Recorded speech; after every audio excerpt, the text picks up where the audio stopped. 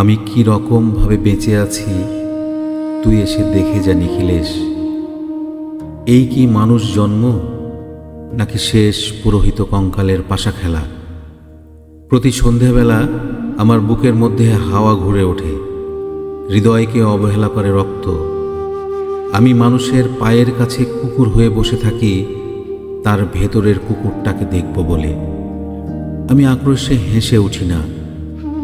আমি ছাড় পোকার পাশে ছাড় পোকা হয়ে হাঁটি, মশা হয়ে উড়ি একদল মশার সঙ্গে।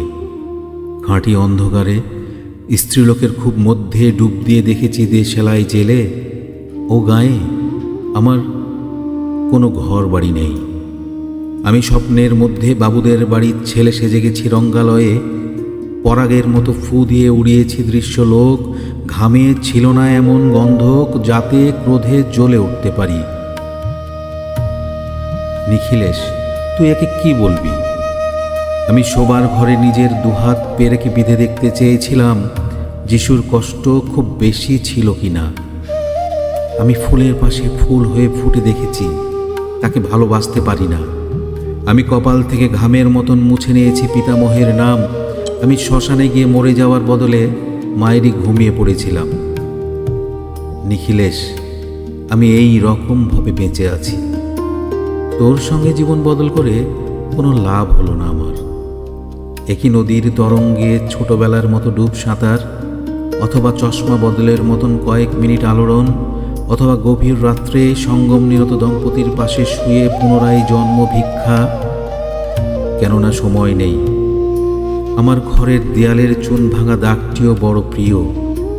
মৃত গাছটির পাশে উত্তরের হাওয়ায় কিছুটা মায়া লেগে আছে।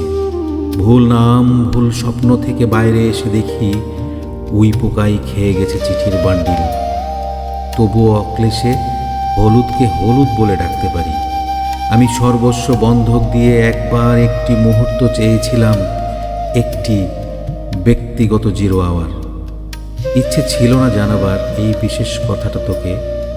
তবুও ক্রমশই বেশি করে আসে শীত। রাত্রে এরকম জলতেষ্টা আর কখনো পেত না। রোজ অন্ধকার হাতড়ে টের পাই 3টি ইঁদুর। ইঁদুর না মুশি? তাহলে কি প্রতীক্ষায় আছে অদূরেই সংস্কৃত শ্লোক? পাপ ও দুঃখের কথা ছাড়া আর এ অবেলায় কিছুই মনে পড়ে না।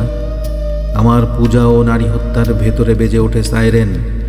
নিজের দুহাত যখন নিজেদের ইচ্ছে মতো কাজ করে তখন মনে হয় ওরা সত্যিকারের। আজকাল আমার নিজের চোখ দুটো মনে হয় এক পলক সত্যি চোখ। এরকম সত্য পৃথিবীতে খুব বেশি নেই আর।